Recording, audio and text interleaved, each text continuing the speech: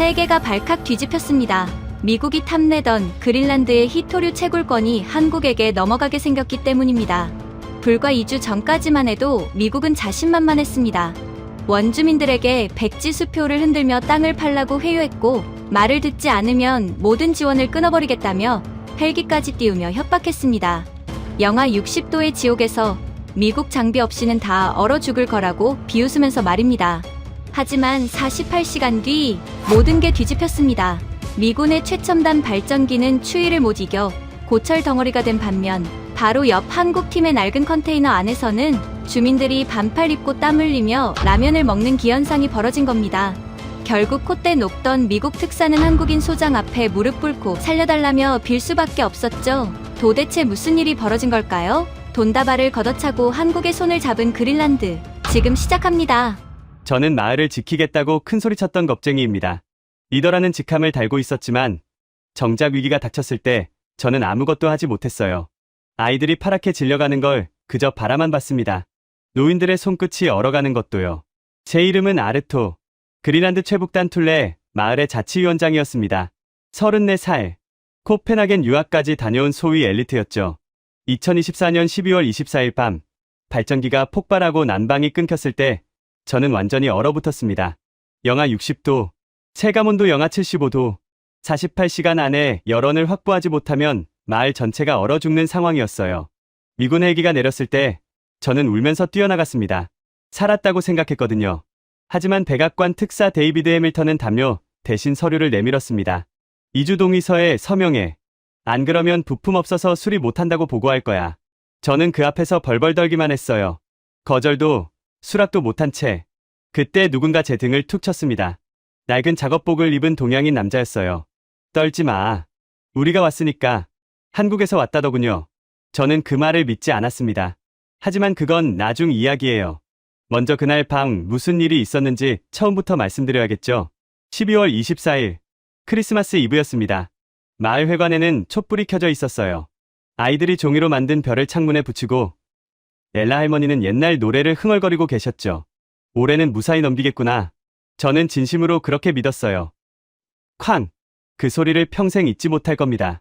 발전기실에서 터져나온 폭음이 마을 전체를 뒤흔들었어요. 아이들의 웃음소리가 비명으로 바뀌었죠. 불이 꺼졌습니다. 난방이 멈췄어요. 저는 발전기실로 뛰어갔습니다. 문을 열자마자 심장이 멎는 줄 알았어요. 발전기 옆구리가 완전히 찢어져 있었거든요. 내부 회로가 녹아내려 바닥에 쇳물처럼 흘러내리고 있었습니다. 수리 수준이 아니었어요. 완전한 폐기물이었습니다. 회관으로 돌아왔을 때 이미 온도가 떨어지기 시작했더라고요. 아이들을 바닥에 눕히고 담요를 덮었습니다. 서로의 체온으로 버티는 수밖에 없었어요. 아르토, 엘라 할머니가 제 손을 잡았습니다. 그 손이 얼음장처럼 차가웠어요. 48시간이야. 그 안에 열원을 못 찾으면 우린 전부 죽어. 80년을 이 땅에서 사신 분이에요. 북극의 겨울이 사람을 어떻게 죽이는지 누구보다 잘 아시는 분이었죠. 그 할머니가 48시간이라고 말씀하셨을 때 저는 다리에 힘이 풀렸습니다. 위성 전화를 꺼냈어요.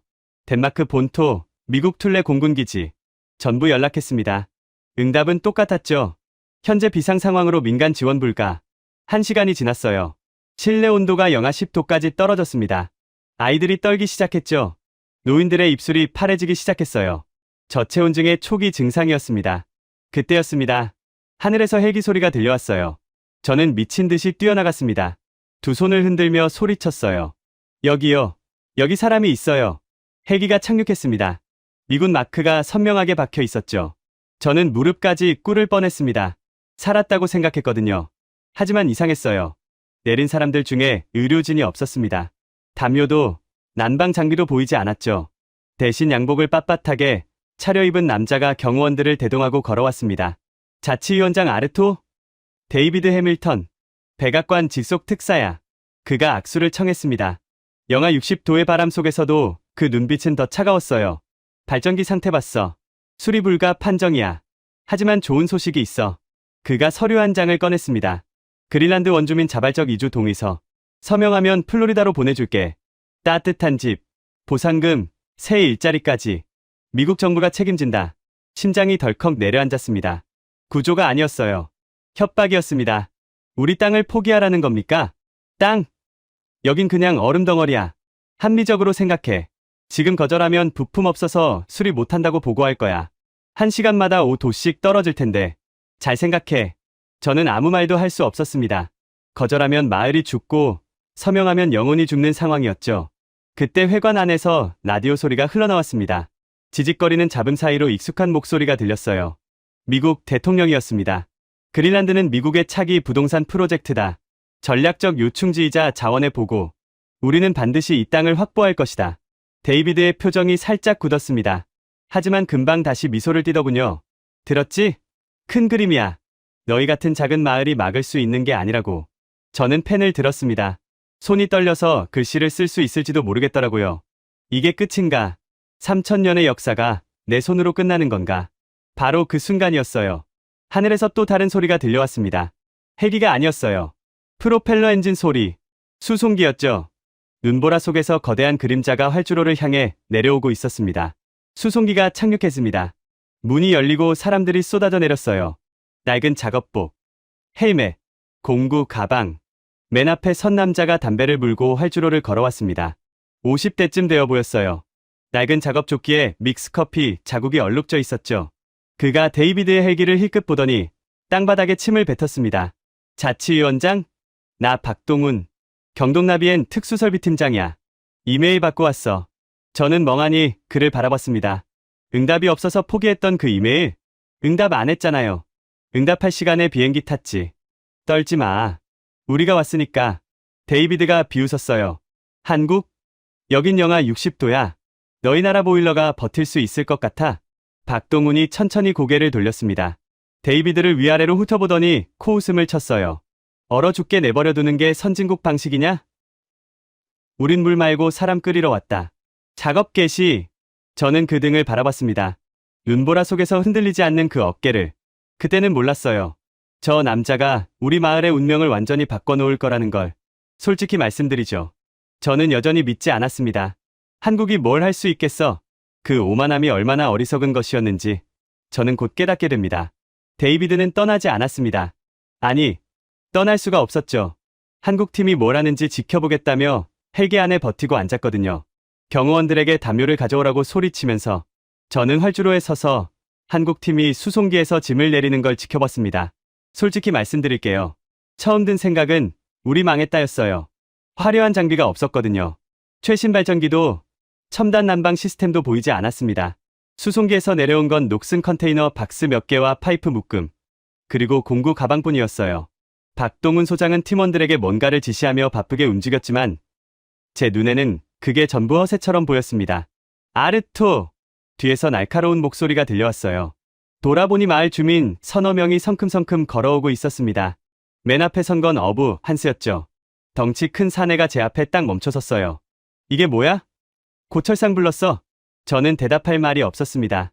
미국이 안 도와주니까 아시아 어디서 사기꾼을 데려온 거야? 저 녹슨 파이프로 영하 60도를 버틴다고? 한스의 목소리가 점점 커졌어요. 다른 주민들도 웅성거리기 시작했습니다. 위원장이 미쳤어. 저러다 우리 다 죽는 거 아냐? 비난이 쏟아졌죠. 저는 고개를 숙일 수밖에 없었습니다. 그때 박동훈 소장이 다가왔어요. 한스와 저 사이에 슬쩍 끼어들더니 담담하게 말했습니다. 뭐가 문제야? 한스가 코웃음을 쳤어요. 문제? 저 고철 더미가 문제지. 우리 목숨 가지고 장난치는 거야? 고철! 박 소장이 천천히 고개를 돌렸습니다. 컨테이너 박스를 가리키며 저거 모듈러 온돌이야. 우리나라에서 시베리아 가스관 공사할 때 쓰던 거지. 영하 70도에서도 돌아가. 미국 장비는 영하 40도면 뻗어. 한스가 움찔했어요. 하지만 쉽게 물러서지 않았죠. 말은 잘하네. 증명해봐. 증명은 오늘 밤에 해줄게. 그 전에 한 가지만 물어보자. 박 소장이 한스의 눈을 똑바로 쳐다봤습니다. 저기 헬기에 앉아있는 양복쟁이. 걔가 담요 한 잔 가져왔어? 핫초코 한 잔이라도? 한스가 대답하지 못했어요. 우린 비행기 타자마자 라면 끓여 먹었어. 따뜻한 거 먹으면서 왔다고. 그게 한국식이야. 박 소장이 주머니에서 뭔가를 꺼냈습니다. 빨간 봉지. 미스커피였어요. 일단 이거 마셔. 손 좀 녹이고. 한스는 멍하니 그 봉지를 받아들었습니다. 뜨거운 물에 타서 한 모금 마시더니 표정이 미묘하게 변하더라고요. 분노가 조금 누그러지는 것 같았어요. 달콤하고 따뜻한 게 목을 타고 내려가는 느낌. 영하 60도의 밤에 그건 마법 같은 거였거든요. 작업 시작한다. 박 소장이 소리쳤습니다. 팀원들이 일사불란하게 움직이기 시작했어요. 컨테이너 박스를 열고 파이프를 연결하고 공구를 꺼내고 저는 그 모습을 멍하니 바라봤습니다. 저기요. 제가 박 소장에게 다가갔어요. 정말 가능한 겁니까? 이 장비로 박 소장이 담배를 물었습니다. 라이터를 켜려는데 바람이 너무 세서 불이 안 붙더라고요. 그는 포기하고 담배를 다시 주머니에 넣었어요. 데이터, 그거 밥 말아 먹어라. 무슨 뜻인지 몰라서 멍하니 쳐다봤더니 그가 웃었습니다. 현장이 답이라는 거야. 컴퓨터 앞에서 계산만 하는 놈들은 몰라. 영하 60도가 뭔지, 손가락이 얼어붙는 게 뭔지. 나는 30년 동안 현장에서 굴렀어. 시베리아, 몽골, 알래스카 다 가봤지. 그가 컨테이너 박스를 툭 쳤습니다. 이 안에 뭐가 들었는지 알아? 스테인리스 열교환기. 부식에 강하고 폐열을 재활용해. 미국 놈들 히터는 전기 먹는 하마야. 우리 건 적은 연료로 오래 간다고. 저는 여전히 반신반의했습니다. 하지만 다른 선택지가 없었어요. 미국은 우리를 버렸고 덴마크는 연락이 안 됐고 마을 발전기는 폐기물이 됐으니까요. 뭘 도와드릴까요? 제가 물었습니다. 박 소장이 고개를 저었어요. 위원장은 주민들 안심시켜. 우리가 알아서 할 테니까. 그때 멀리서 헬기 엔진 소리가 들려왔습니다. 돌아보니 데이비드의 헬기가 프로펠러를 돌리고 있었어요. 떠나려는 거였죠. 헬기가 이륙하기 직전 데이비드가 창문을 열고 소리쳤습니다. 한국인들, 잘 봐. 저 호스로 영하 60도를 버틴다고? 물리법칙을 무시하는군. 그가 웃었어요. 비웃음이었죠. 내일 아침에 다시 올게. 그때 얼어 죽어 있으면 뭐 어쩔 수 없지. 헬기가 떠올랐습니다.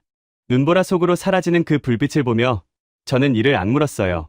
박 소장이 제 옆에 섰습니다. 헬기가 사라진 하늘을 한참 바라보더니 중얼거렸어요. 물리 법칙. 웃기네. 그가 팀원들에게 소리쳤습니다. 야, 김대리. 열화상 카메라 꺼내. 젊은 팀원이 가방에서 장비를 꺼냈어요. 박 소장이 그걸 들고 마을 회관 쪽으로 걸어갔습니다. 저도 따라갔죠. 회관 문을 열자 찬 공기가 확 밀려왔습니다. 아이들이 담요를 뒤집어 쓰고 웅크리고 있었어요. 노인들은 서로의 손을 잡고 체온을 나누고 있었죠. 박 소장이 열화상 카메라를 켰습니다. 화면의 색깔이 나타났어요. 천장 쪽은 빨갛고 바닥 쪽은 파랬습니다. 봐! 그가 저에게 화면을 보여줬어요. 서양식 히터는 위로 올라가. 천장은 30도, 바닥은 영하 10도. 머리는 뜨겁고 발은 얼어 죽는 거지. 그가 화면을 끄고 바닥을 가리켰습니다. 우리는 반대로 해. 바닥을 데워. 발이 따뜻하면 온몸이 따뜻해져. 두안 조결. 머리는 차갑게, 발은 뜨겁게. 2000년 된 한국 기술이야. 저는 그 말을 듣고 뭔가 희미한 희망을 느꼈습니다. 하지만 여전히 확신은 없었어요. 그게 정말 가능합니까? 박 소장이 담담하게 대답했습니다. 오늘 밤 안에 보여줄게. 내일 아침에 저 양복쟁이가 돌아올 때 우리는 반팔 입고 있을 거야. 그는 돌아서서 팀원들에게 소리쳤습니다. 마루 뜯어. 파이프 깔아. 새벽 전에 끝낸다. 저는 그 등을 바라봤습니다. 정말 가능한 걸까? 이 낡은 장비로, 이 작은 팀으로 영하 60도의 지옥을 이길 수 있을까? 그때는 몰랐습니다. 진짜 전쟁은 이제 막 시작이라는 걸. 작업이 시작됐습니다. 그런데 저는 곧 또 다른 문제에 직면해야 했어요. 박 소장팀이 마을 회관 바닥을 뜯기 시작한 거였거든요. 잠깐! 뭐 하는 겁니까? 저는 황급히 달려갔습니다. 젊은 팀원 2명이 지렛대로 마룻바닥을 들어 올리고 있었어요. 끼익! 하는 소리와 함께 나무 판자가 뜯겨나갔죠. 파이프 깔아야지. 바닥 안 뜯으면 어떻게 깔아? 박 소장이 당연하다는 듯이 대답했습니다. 저는 할 말을 잃었어요. 멀쩡한 바닥을 뜯는다고? 이 추위에. 저기요. 지금 영하 60도예요. 바닥을 뜯으면 그 사이로 냉기가. 알아. 그래서 빨리 하는 거야. 떠들지 말고 비켜. 박 소장이 손을 휘휘 저었습니다. 저는 어이가 없었지만 그보다 더 큰 문제가 터졌어요. 미쳤어. 한스였습니다. 아까 활주로에서 저를 비난했던 그 어부가 회관 안으로 뛰어들어왔어요. 얼굴이 시뻘겋게 달아올라 있었죠. 우리 집 바닥을 뜯어. 허락도 없이. 한스 뒤로 다른 주민들도 우르르 몰려왔습니다. 노르웨이에서 이주해온 목수 에릭, 덴마크 혼혈인 안나, 그리고 엘라 할머니까지. 모두 분노와 공포가 뒤섞인 표정이었어요. 저 사람들 당장 내쫓아. 에릭이 소리쳤습니다. 바닥 뜯기면 우리 진짜 얼어 죽어. 위원장 뭐 하는 거야? 저는 양쪽 사이에 끼어서 진땀을 흘렸습니다. 주민들의 분노도 이해가 됐거든요. 이미 난방이 끊겨서 죽을 것 같은데 멀쩡한 바닥까지 뜯어버리면 어쩌겠어요. 한스가 박 소장에게 다가갔습니다. 주먹을 불끈 쥔 채 당장 멈춰. 안 그러면 박 소장이 천천히 일어섰어요. 한스보다 머리 하나는 작았지만 눈빛은 전혀 밀리지 않았습니다. 안 그러면 뭐? 패버린다. 한스가 으르렁거렸어요. 주변 분위기가 험악해졌습니다. 몸싸움 직전이었죠. 저는 사이에 끼어들려고 했지만 박 소장이 손을 들어 제지했어요. 잠깐, 한 가지만 보여줄게. 그래도 때리고 싶으면 때려. 박 소장이 팀원에게 고개를 끄덕였습니다.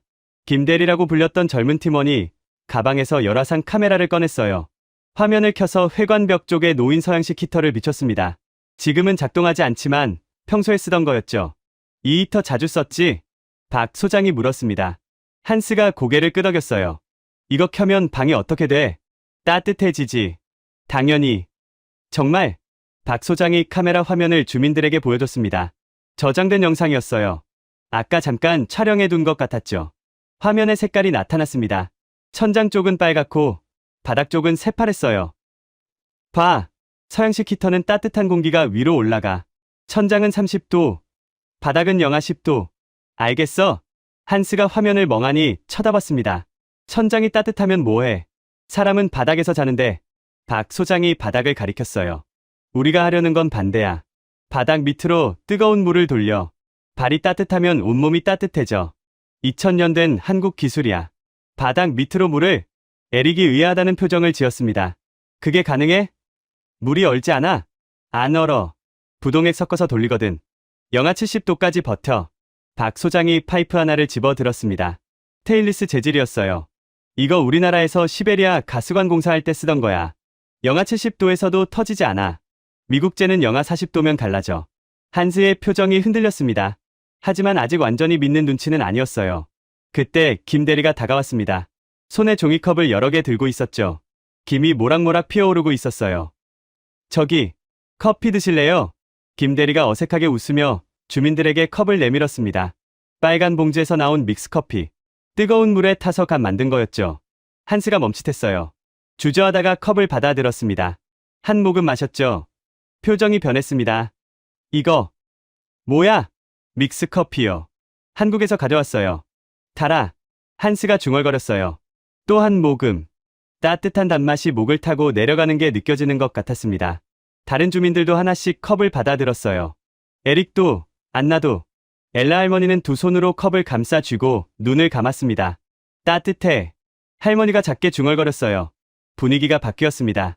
완전히 풀린 건 아니었지만 아까처럼 험악하지는 않았어요. 믹스커피 한 잔이 그렇게 큰 차이를 만들 줄은 몰랐죠. 박 소장이 한스에게 다가갔습니다.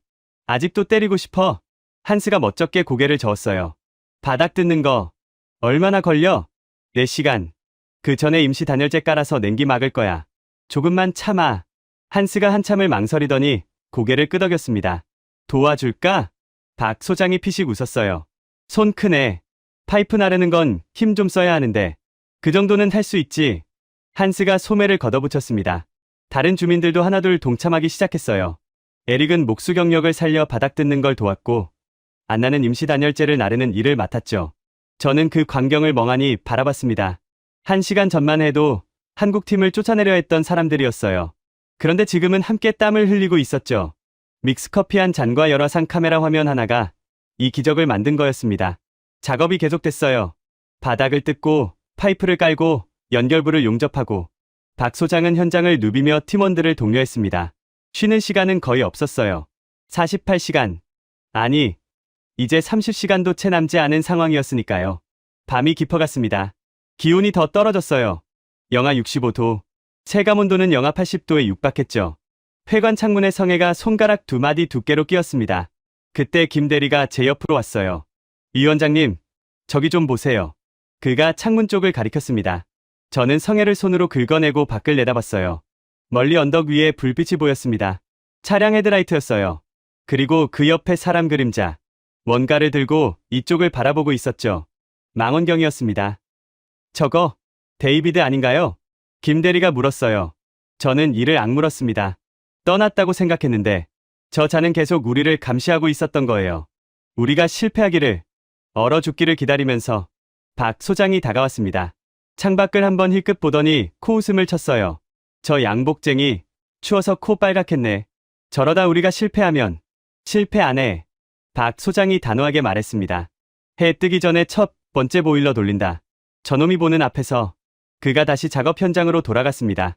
저는 창밖의 불빛을 한참 바라봤어요. 데이비드가 망원경 너머로 뭘 보고 있을까요? 우리의 처절한 발버둥? 어차피 실패할 거라는 확신, 상관없었습니다. 어차피 선택지는 하나뿐이었으니까요. 살아남거나, 얼어 죽거나. 새벽이 다가오고 있었습니다. 그리고 저는 아직 몰랐어요. 진짜 위기는 아직 시작도 안 했다는 걸. 우리 안에 배신자가 숨어 있다는 걸. 새벽 4시, 기적이 일어났습니다. 돌아간다. 박 소장의 외침이 회관 전체에 울려 퍼졌어요. 보일러실에서 웅웅거리는 소리가 들려왔습니다. 펌프가 작동하기 시작한 거였죠. 뜨거운 물이 파이프를 타고 바닥 아래로 흘러들어갔어요. 처음에는 아무도 믿지 않았습니다. 너무 많이 실망했거든요. 하지만 5분이 지나고 10분이 지나자 변화가 느껴지기 시작했어요. 따뜻해. 엘라 할머니가 먼저 중얼거렸습니다.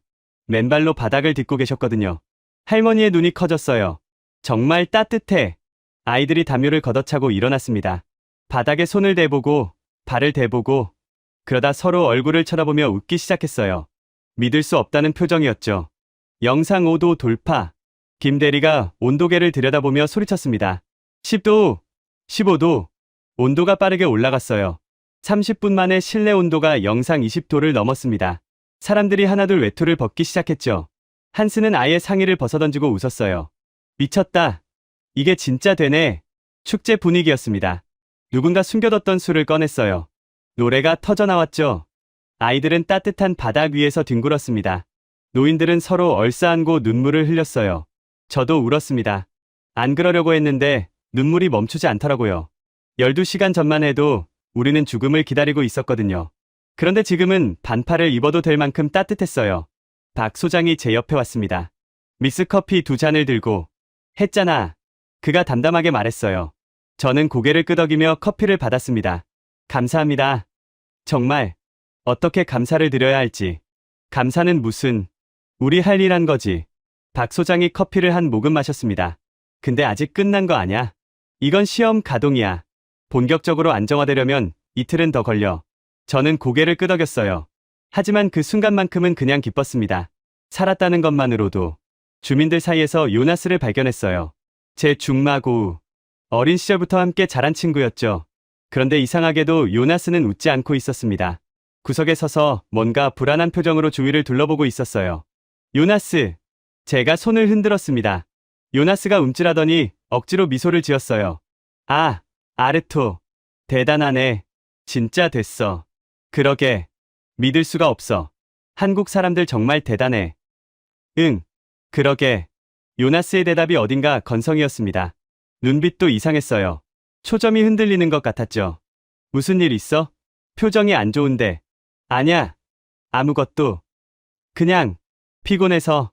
요나스가 고개를 저었습니다. 저는 대수롭지 않게 넘겼어요. 모두가 피곤했으니까요. 40시간 가까이 제대로 못 잤으니까요. 하지만 저는 몰랐습니다. 요나스가 이미 그들과 접촉했다는 걸. 축제는 1시간쯤 이어졌어요. 사람들이 하나둘 잠들기 시작했습니다. 따뜻한 바닥 위에 담요를 깔고 누우면 천국이 따로 없었거든요.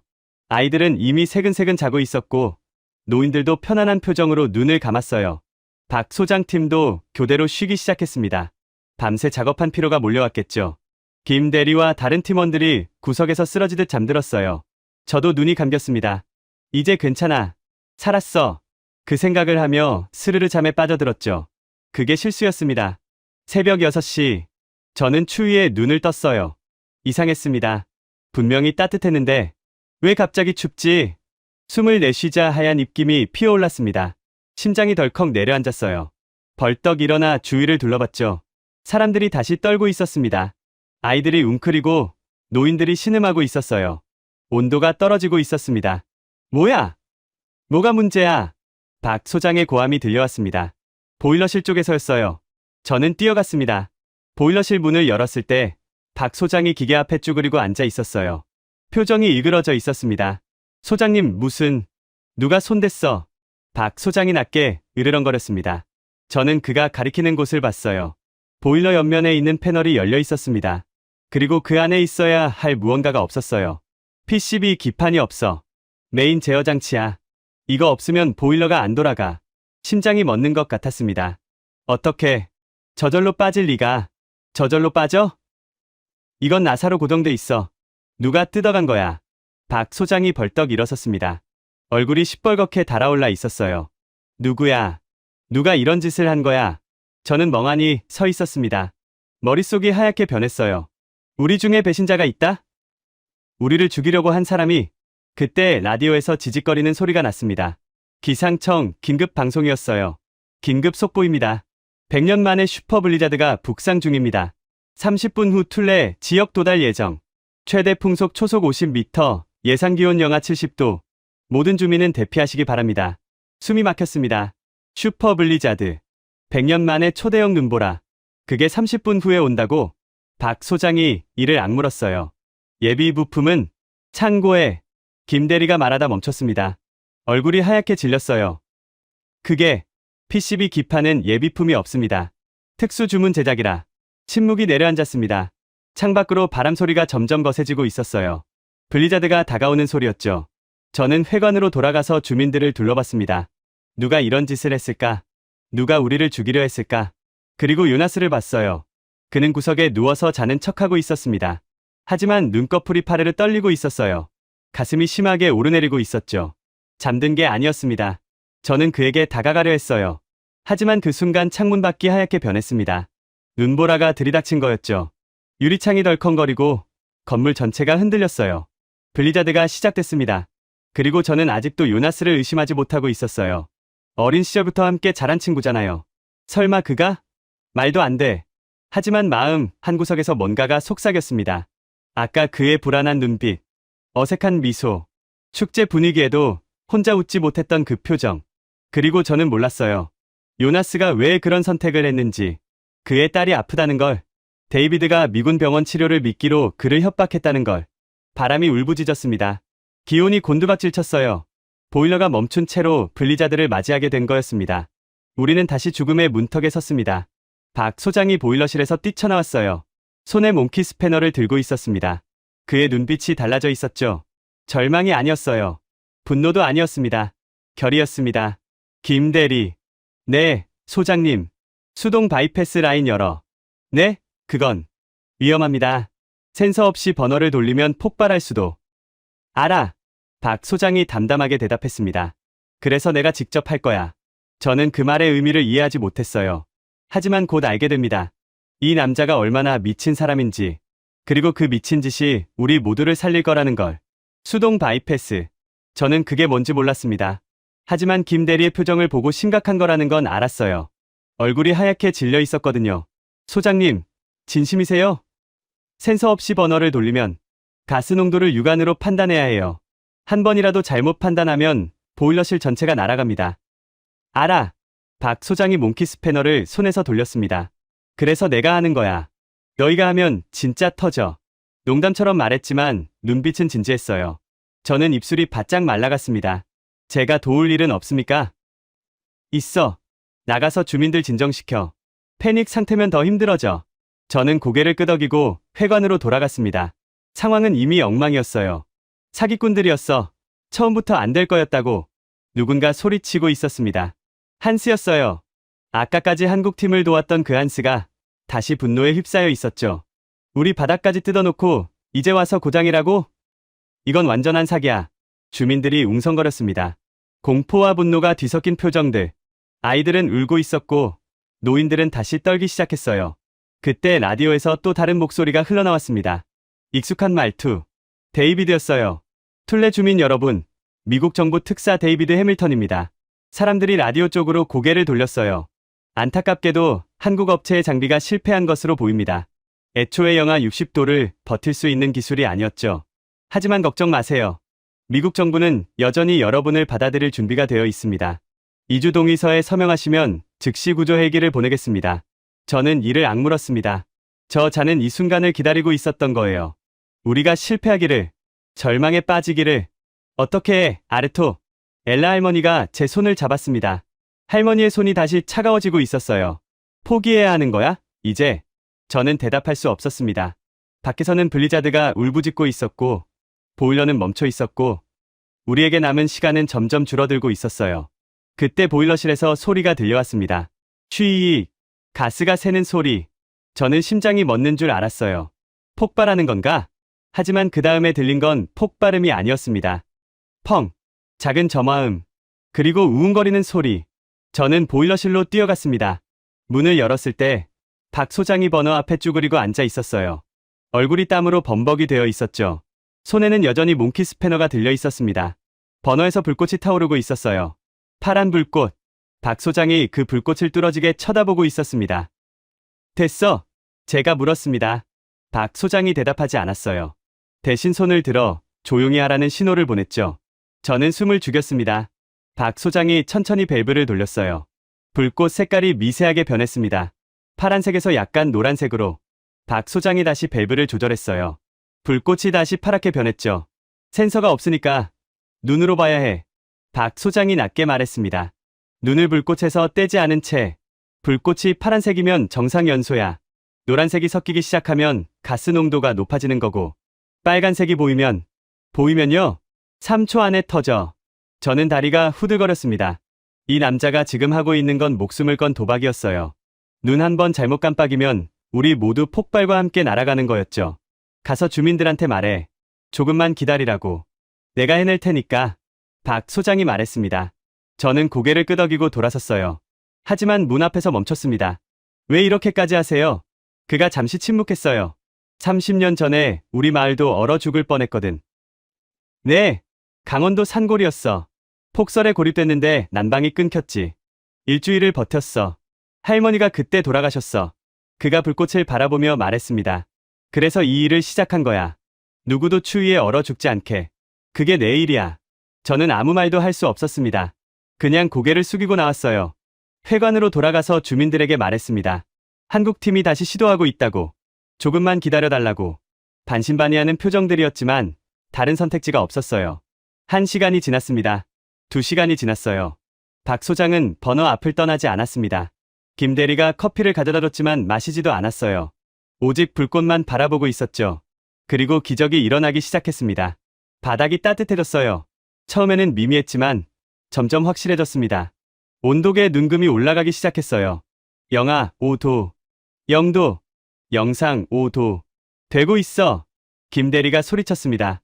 주민들이 환호성을 질렀어요. 하지만 박 소장은 여전히 자리를 뜨지 않았습니다. 밤새도록 불꽃을 지켜봤어요. 눈 한 번 깜빡이지 않고. 새벽이 되자 실내 온도가 영상 25도를 넘었습니다. 밖은 영하 70도의 지옥이었지만 안은 봄날처럼 따뜻했어요. 그때 창밖에서 이상한 소리가 들려왔습니다. 비명 같은. 저는 성에 낀 창문을 닫고 밖을 내다봤어요. 멀리 언덕 위에 있던 미국 팀의 텐트. 거기서 사람들이 뛰쳐나오고 있었습니다. 허겁지겁 이쪽으로 달려오고 있었어요. 뭐야? 저건? 한스가 제 옆에 섰습니다. 미국 놈들 아냐? 왜 저래? 저는 곧 이유를 알게 됐어요. 미국 팀의 최신 발전기가 멈춘 거였습니다. 영하 70도의 추위에 배터리가 방전된 거죠. 첨단 디지털 장비가 극한의 추위 앞에서 무용지물이 된 거였어요. 어이, 아르토! 데이비드의 목소리가 밖에서 들려왔습니다. 떨리는 목소리였어요. 문 열어! 제발! 저는 창문 너머로 그를 봤습니다. 눈썹까지 하얗게 얼어붙어 있었어요. 코가 빨갛게 부어 있었고 입술은 파랗게 질려 있었죠. 경호원들도 마찬가지였어요. 전원이 저체온증 직전 상태였습니다. 사기극이라며요. 제가 차갑게 말했습니다. 데이비드가 이를 악물었어요. 농담할 때가 아냐.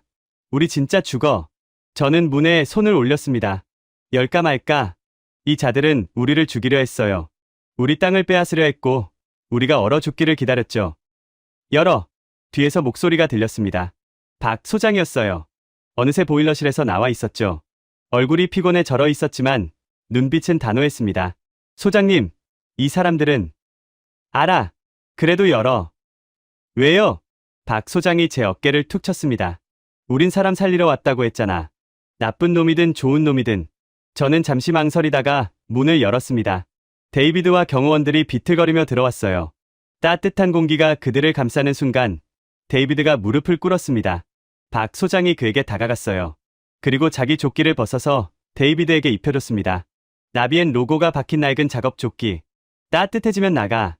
박 소장이 담담하게 말했습니다. 데이비드는 아무 말도 하지 못했어요. 그냥 벌벌 떨면서 조끼를 끌어안았죠. 백악관 특사가 한국 보일러 회사 조끼를 입고 바닥에 쪼그리고 앉아있는 모습. 저는 그 광경을 평생 잊지 못할 겁니다. 그리고 저는 요나스를 봤어요. 그는 구석에서 그 장면을 지켜보고 있었습니다. 얼굴이 창백했어요. 눈에 눈물이 고여 있었죠. 죄책감이었습니다. 저는 그제야 확신했어요. 기판을 뜯어간 건 요나스였습니다. 데이비드와 경호원들이 따뜻한 바닥에 주저앉았습니다. 백악관 특사라는 위험은 온데간데 없었어요. 코를 훌쩍이고 이를 딱딱 부딪히며 벌벌 떨고 있었죠. 경호원 한 명은 아예 바닥에 드러누워 버렸습니다. 미쳤어. 이게 바닥이야? 왜 이렇게 따뜻해? 경호원이 중얼거렸어요. 뺨을 바닥에 비비며 천국이야. 여긴 완전 천국이야. 다른 경호원이 장갑을 벗고 맨손으로 바닥을 쓸었습니다. 우리 텐트는 발전기 풀가동해도 발이 얼었거든. 근데 여긴 뭐야? 맨발로 다녀도 되겠어. 주민들이 수군거리기 시작했어요. 미국 팀이 처참하게 무너진 모습을 보는 게 통쾌하면서도 씁쓸했죠. 저 사람들 살려달라고 문 두드릴 때 우리한테 뭐라 그랬더라? 한스가 팔짱을 끼며 말했습니다. 사기극이라고 했지? 물리법칙을 무시한다고? 데이비드가 고개를 숙였어요. 아무 말도 하지 않았습니다. 아니, 못했죠. 현실이 그의 모든 말을 배신했으니까요. 김 대리가 제 옆으로 왔습니다. 뭔가 심각한 표정이었어요. 위원장님, 이것 좀 보세요. 그가 스마트폰을 내밀었습니다. 화면에 영상이 재생되고 있었어요. 라이브 방송이었죠. 이게 뭐예요? 제가 아까부터 촬영하고 있었거든요. 그냥 기록용으로. 근데 실수로 라이브 버튼을 눌렀나봐요. 저는 화면을 들여다봤습니다. 방금 전 장면이 송출되고 있었어요. 미군 경호원들이 온돌바닥에 드러누워서 감탄하는 모습. 미국 난방은 쓰레기야. 이건 마법이야 하고 떠드는 목소리가 그대로 전 세계로 퍼지고 있었죠. 채팅창이 미친 듯이 올라가고 있었습니다. 트럼프 의문의 1패. K보일러가 백악관 이겼다. 미국 특사 꼴 좀 봐. 한국 조끼 입고 떨고 있어. 그린란드 주민들 한국 편 탄 거 인정. 저는 멍하니 화면을 쳐다봤어요. 시청자 수가 실시간으로 올라가고 있었습니다. 1000명, 10,000명, 10만 명. 순식간에 전 세계로 퍼지고 있었죠. 데이비드가 그걸 봤습니다. 얼굴이 새파랗게 질렸어요. 꺼! 당장 꺼! 그가 벌떡 일어나 김 대리에게 달려들었습니다. 하지만 다리에 힘이 풀려서 비틀거렸죠. 박 소장이 그를 가로막았어요. 왜? 사실인데. 니네 발전기가 영하 70도에서 뻗은 거 맞잖아. 이건 국제적 망신이야. 알아? 내 커리어가.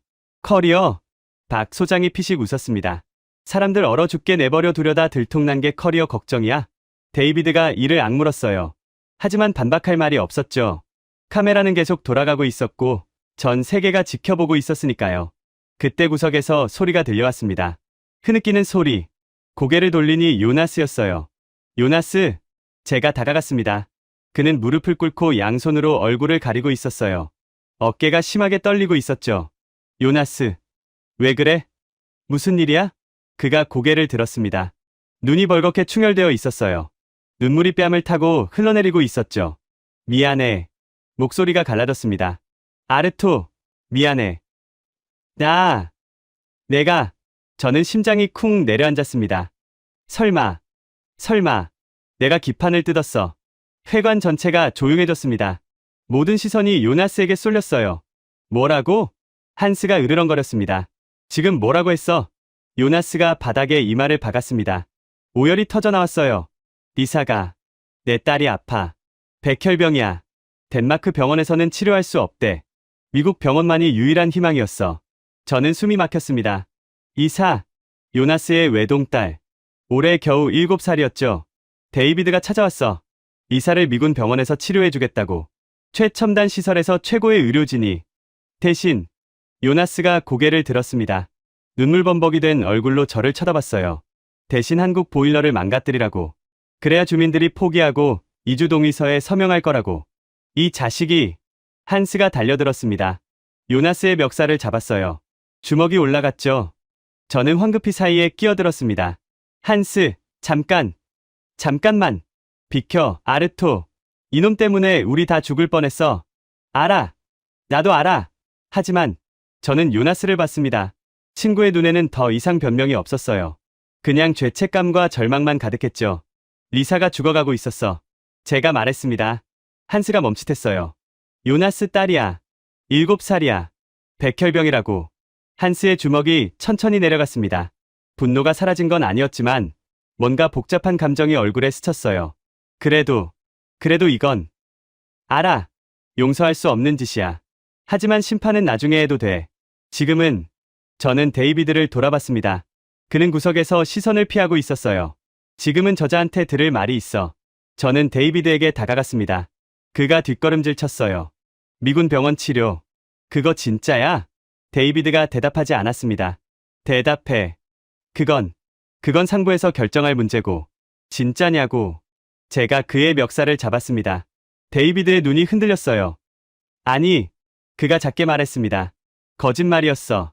미군 병원은 외국인 치료 안 해. 협상 카드였을 뿐이야. 요나스의 울음소리가 더 커졌습니다. 딸을 살리려고 친구를 배신했는데 그 약속조차 거짓말이었던 거예요. 저는 데이비드를 밀쳐냈습니다. 구역질이 났어요. 이런 인간이 세계 최강대국을 대표한다니. 박 소장이 다가왔습니다. 요나스 앞에 쪼그려 앉았어요. 야! 요나스가 고개를 들었습니다. 딸 몇 살이라고? 7살이요. 백혈병? 네. 박 소장이 잠시 침묵했습니다. 그러더니 주머니에서 명함을 꺼냈어요. 한국가, 서울대병원 혈액종양내과. 여기 교수가 내 후배 아버지야. 연락해볼게. 요나스가 멍하니 명함을 받았습니다. 왜 저한테? 딸한테 아버지가 필요하니까. 박 소장이 일어섰습니다. 내가 한 짓은 용서 못해. 근데 딸은 죄가 없잖아. 요나스가 다시 울음을 터뜨렸습니다. 이번엔 다른 울음이었어요. 죄책감이 아니라 감사와 수치심이 뒤섞인. 저는 그 광경을 멍하니 바라봤습니다. 이 남자는 대체 뭘까? 자기를 배신하려 한 사람에게 도움의 손을 내밀다니. 김대리의 스마트폰이 여전히 이 모든 걸 촬영하고 있었어요. 채팅창이 더 빠르게 올라가고 있었죠. 한국인 클라스. 저게 진짜 선진국이다. 미국 특사 완전 쪽팔림. K보일러, K정신. 데이비드가 카메라를 향해 손을 뻗었습니다. 꺼. 제발 그거 좀 꺼. 하지만 이미 늦었어요. 영상은 전 세계로 퍼졌고 수백만 명이 지켜보고 있었죠. 미국 특사가 추위에 벌벌 떨며 한국 온돌에 구원받고 원주민을 협박한 사실이 폭로되는 장면을. 블리자드는 아직 끝나지 않았습니다. 하지만 우리는 이미 이긴 거였어요. 추위와의 싸움만이 아니라 진실을 세상에 알리는 싸움에서 창밖으로 눈보라가 휘몰아쳤습니다. 영하 70도의 지옥. 하지만 회관 안은 여전히 봄날처럼 따뜻했어요. 박 소장이 믹스커피를 한 잔 따랐습니다. 후. 하고 김을 불며 한 모금 마셨죠. 아, 피곤해. 그 한마디가 전부였어요. 마치 영웅적인 일을 한 게 아니라 그냥 일상적인 업무를 마친 것처럼. 저는 그 뒷모습을 바라보며 생각했습니다. 이 사람들은 정말 왜 온 걸까? 지구 반대편에서 이름도 모르는 작은 마을을 위해 목숨을 걸고. 그 대답은 다음날 아침에 알게 됩니다. 블리자드가 멈췄습니다. 이틀 동안 쉬지 않고 몰아치던 눈보라가 거짓말처럼 잦아들었어요. 새벽녘, 창문 밖이 고요해지는 걸 느꼈습니다. 바람 소리가 사라지고 눈발이 멈추고 하늘이 맑아지기 시작했죠. 저는 문을 열고 밖으로 나갔습니다. 숨이 멎을 만큼 아름다웠어요. 모든 것이 하얀 눈으로 덮여 있었습니다. 마을 전체가 설탕을 뿌린 것처럼 반짝였죠. 수평선 너머로 오로라가 일렁이고 있었어요. 초록빛과 보랏빛이 뒤섞인 영하 50도. 여전히 혹한이었지만 블리자드 때의 영하 70도에 비하면 따뜻한 편이었습니다. 적어도 바람이 없으니 버틸만했죠. 아르토. 뒤에서 목소리가 들렸습니다. 돌아보니 엘라 할머니가 서 계셨어요. 저는 깜짝 놀랐습니다. 할머니가 지팡이 없이 걷고 계셨거든요. 할머니, 지팡이는요? 필요 없어. 할머니가 미소 지었습니다. 천천히 걸음을 옮기셨어요. 분명 이틀 전까지만 해도 지팡이 없이는 한 발짝도 떼지 못하셨던 분이었죠. 관절염이 너무 심해서. 온돌이라는 거, 그게 내 다리를 고쳤어. 할머니가 말씀하셨습니다. 80년을 살면서 이렇게 따뜻한 바닥은 처음이야. 자고 일어나니까 무릎이 안 아프더라고. 허리도 펴지고. 저는 할머니의 손을 잡았습니다. 따뜻했어요. 이틀 전처럼 얼음장 같지 않았죠. 한국 사람들한테 고맙다고 전해줘. 할머니가 제 손을 꼭 쥐었습니다. 저 사람들 덕분에 내가 죽기 전에 제대로 걸어볼 수 있게 됐어. 저는 고개를 끄덕였습니다. 목이 메어서 말이 안 나왔어요. 회관으로 돌아왔을 때 분위기가 묘했습니다. 사람들이 원을 그리고 서 있었어요. 중심에 데이비드가 있었죠. 뭐야? 저건? 제가 물었습니다. 한스가 고개를 저었어요. 또 시작이야. 저놈이 안 포기하네. 저는 사람들 사이를 비집고 들어갔습니다. 데이비드가 뭔가를 들고 서 있었어요. 종이였습니다. 수표였죠. 얼마면 돼? 데이비드가 말했습니다. 목소리가 갈라져 있었어요. 이틀 동안 온돌바닥에서 굴러다니면서 자존심이 바닥났을 텐데 그래도 포기하지 않는 거였죠. 이 땅을 팔아. 이름을 써. 금액은 내가 정해. 그가 수표를 흔들었습니다. 백지 수표였어요. 금액란이 비어 있었죠. 10억 달러? 20억 달러? 원하는 대로 써. 미국 정부가 지불한다. 주민들이 웅성거렸습니다. 10억 달러. 어마어마한 금액이었어요. 우리 마을 전체를 100번은 사고도 남을 돈이었죠. 하지만 누구도 대답하지 않았습니다. 왜 그래? 이건 일생일대의 기회야. 플로리다에 가서 따뜻하게 살 수 있다고. 데이비드가 소리쳤어요. 거의 애원에 가까웠습니다. 그때 엘라 할머니가 앞으로 걸어 나오셨습니다. 지팡이 없이 똑바로 서서. 줘봐. 할머니가 손을 내밀었어요. 데이비드가 희망에 찬 눈빛으로 수표를 건넸습니다. 할머니가 수표를 받았습니다. 잠시 들여다보셨어요. 그러더니 천천히 화로 쪽으로 걸어가셨습니다. 장작이 타닥거리며 타고 있는 화로. 할머니, 데이비드가 의아하다는 듯 물었어요. 할머니가 수표를 화로에 던졌습니다. 뭐? 데이비드가 비명을 질렀어요. 수표가 불길에 휩싸였습니다. 순식간에 재로 변했죠. 종이 쪼가리는 우리를 덮여주지 못해. 할머니가 담담하게 말씀하셨습니다. 이틀 밤 동안 너희 미국 돈이 우리를 살렸어? 아니지. 저 한국 사람들이 살렸어. 데이비드가 할 말을 잃었어요. 입만 뻐끔거리고 있었죠. 너희가 원하는 게 뭔지 알아. 할머니가 품속에서 뭔가를 꺼내셨습니다. 낡은 가죽 주머니였어요. 오래되어서 색이 바랬고 가장자리가 닳아 있었죠. 할머니가 주머니를 열었습니다. 안에서 접힌 종이가 나왔어요. 아니, 종이가 아니었습니다. 가죽이었어요. 오래된 가죽에 그려진 지도. 이게, 저는 숨을 멈췄습니다. 저건 전설로만 들었던 거였어요. 히토류 매장 지도야. 할머니가 말씀하셨습니다. 우리 조상이 300년 전에 그린 거지. 이 땅 어디에 뭐가 묻혀 있는지 다 표시되어 있어. 데이비드의 눈이 휘둥그레졌어요. 전 세계가 찾아 헤매던 그것. 그린란드 히토류 매장지의 정확한 위치. 미국이 이 땅을 탐내는 진짜 이유. 주세요. 데이비드가 손을 뻗었습니다. 얼마든지 드릴게요. 저 수표보다 더 원하는 건다. 할머니가 한 발 물러섰어요. 데이비드의 손이 허공을 갈랐죠. 이건 팔 물건이 아니야. 할머니가 고개를 저었습니다. 이건 우리 땅의 심장이야. 조상들이 목숨 바쳐 지킨 비밀이지.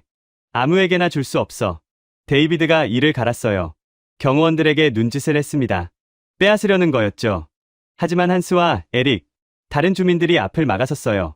팔짱을 끼고 버티고 서서 손대면 죽어. 한스가 으르렁거렸습니다. 데이비드가 움찔했죠. 경호원들도 기세가 꺾였어요. 수적으로 밀리는 상황이었으니까요. 할머니가 저를 보셨습니다. 아레토. 네, 할머니. 넌 우리 자치위원장이야. 이 마을의 미래를 결정할 권한이 있지. 저는 고개를 끄덕였습니다. 이 지도를 누구에게 줄지 내가 정해. 할머니가 지도를 제 손에 쥐어주셨습니다. 300년 된 가죽이 손바닥에 닿았어요. 무게는 가벼웠지만 그 의미는 수천 톤보다 무거웠죠. 저는 회관을 둘러봤습니다. 주민들의 얼굴을. 한스, 에릭, 안나, 아이들과 노인들, 그리고 박 소장과 한국팀. 덴마크에 줘야지. 누군가 말했어요. 아냐, 미국이 가격을 제일 쳐줄 거야. 다른 목소리가 반박했죠. 저는 고개를 저었습니다. 둘 다 아니에요. 사람들이 저를 쳐다봤어요. 덴마크는 우리가 얼어 죽을 때 연락조차 안 받았어요. 미국은 우리를 죽이려 했고요. 저는 박 소장을 바라봤습니다. 그는 구석에서 믹스커피를 마시고 있었어요. 이 모든 상황에 전혀 관심 없다는 듯이. 이 지도는 가장 추운 밤, 우리 곁을 지킨 친구들에게 드리겠습니다. 저는 박 소장에게 다가갔어요. 그의 앞에 지도를 내밀었습니다. 뭐야? 이게? 박 소장이 당황한 표정을 지었어요. 히토류 매장 지도예요. 받으세요. 야, 잠깐. 나 그런 거 받으러 온 거 아닌데. 알아요. 그래서 드리는 거예요. 저는 미소 지었습니다. 돈 때문에 온 사람들은 수도 없이 봤어요. 하지만 소장님은 달랐잖아요. 목숨 걸고 우리를 살렸잖아요. 그 대가예요. 박 소장이 머리를 극적였어요. 난감한 표정이었죠. 이거 회사에 보고해야 하는데 절차가 있거든. 김 대리가 다가왔습니다. 소장님, 일단 받으시죠. 어차피 본사에서 처리할 일이니까. 그래도 이런 건 계약서 쓸 종이 있어요. 제가 물었습니다. 김 대리가 주위를 둘러봤어요. 마땅한 게 없었죠. 아, 이거 어때요? 김 대리가 바닥에 떨어진 라면 박스를 주었습니다. 찢어지고 구겨진 종이 박스였어요. 한글로 신라면이라고 적혀 있었죠. 이게 뭐야? 박 소장이 황당하다는 표정을 지었어요. 종이는 종이잖아요. 저는 웃었습니다. 펜을 꺼내서 박스 뒷면에 글을 썼어요. 그린란드 툴레 마을과 대한민국 경동나비엔 간의 자원개발상호 협력 합의서. 그 아래에 제 이름을 적었습니다. 박 소장이 한참을 멍하니 바라보다가 한숨을 쉬었어요. 진짜 이러는 거야? 진짜요. 박 소장이 펜을 받아들었습니다. 잠시 망설이다가 자기 이름을 적었어요. 삐뚤빼뚤한 글씨였죠. 세계 역사상 가장 큰 히토류 계약이 찢어진 라면. 박스 위에서 성사된 순간이었습니다. 데이비드가 그 광경을 멍하니 바라봤어요. 그의 얼굴이 일그러졌습니다. 하지만 더 이상 할 수 있는 건 없었죠. 모든 게 끝난 거였어요. 사흘 뒤 한국 팀이 떠나는 날이 왔습니다. 활주로에 수송기가 대기하고 있었어요. 프로펠러가 느릿느릿 돌아가고 있었죠. 하늘은 맑았습니다.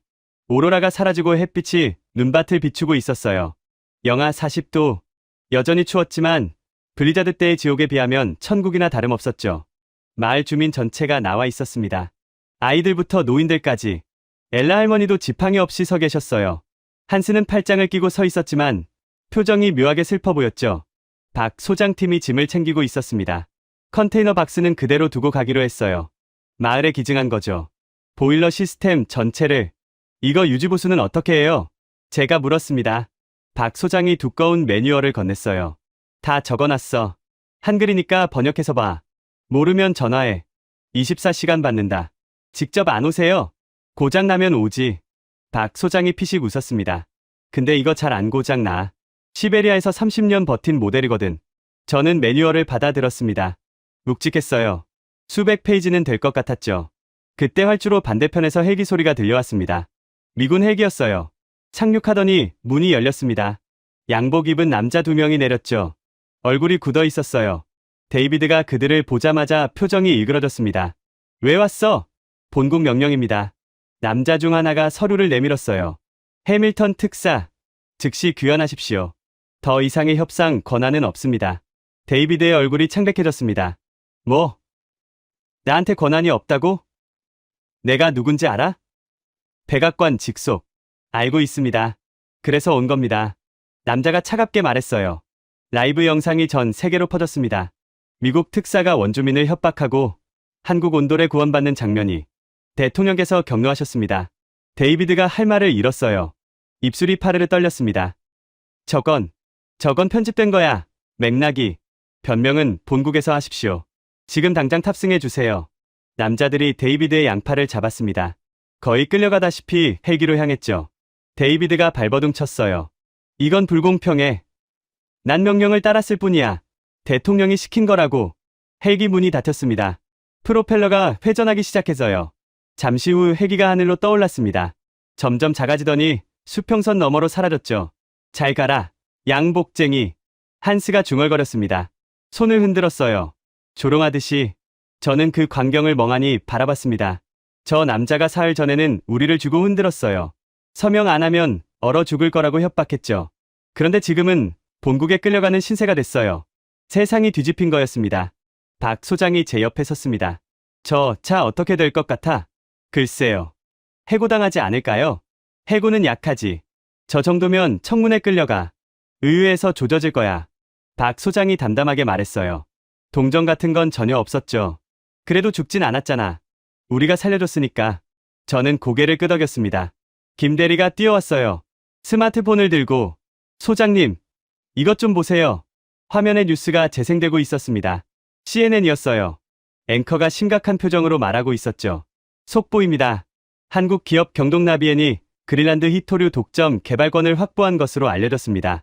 전문가들은 이 매장지의 가치를 수천조 원으로 추산하고 있습니다. 화면이 바뀌었어요. 트럼프 대통령의 트윗이 떴습니다. 믿을 수 없다. 한국이 우리 코앞에서 그린란드를 빼앗아갔다. 이건 사기다. 조사가 필요하다. 박 소장이 코웃음을 쳤어요. 뭘 조사해. 내가 못해서 우리가 한 건데. 주민들 사이에서 웃음이 터져나왔습니다.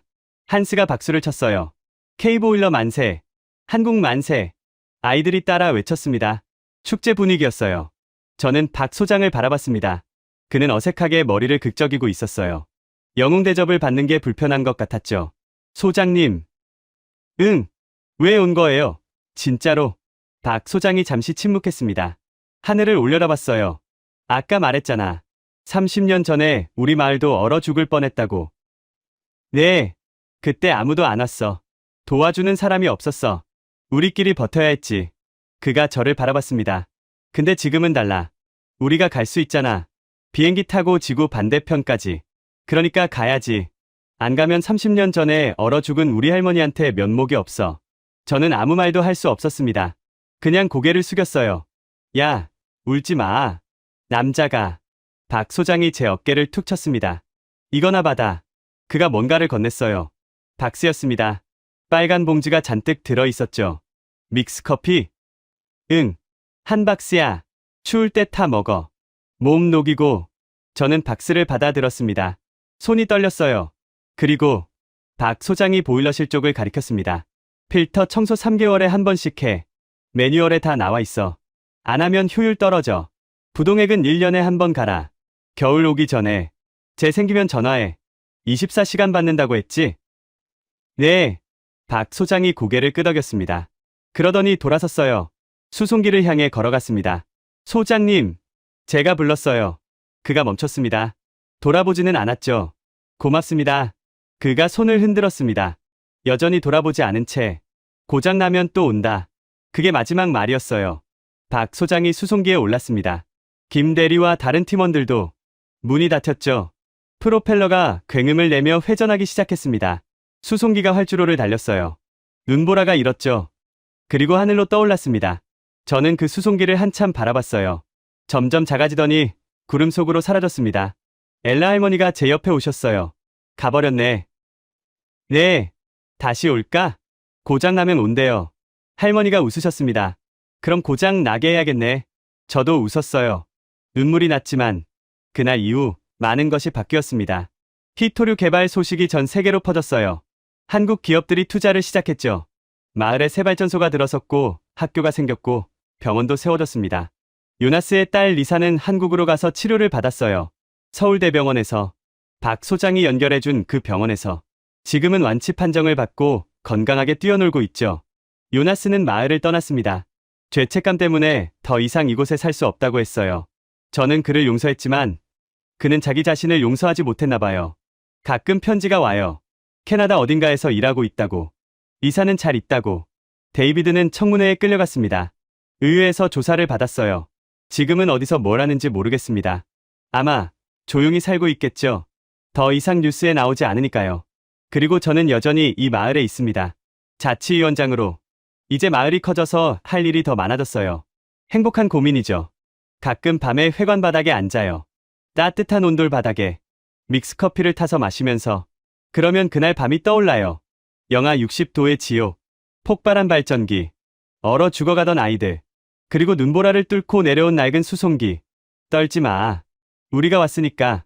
그 목소리가 아직도 귀에 생생합니다. 한국이 남기고 간 건 보일러가 아니었어요. 기계가 아니었습니다. 온기였어요. 추운 밤에 서로를 지켜주는 마음. 이름도 모르는 사람을 위해 목숨을 거는 용기. 그게 온기였습니다. 저는 이제 압니다. 세상에서 가장 따뜻한 건 난방 장치가 아니에요. 사람이에요.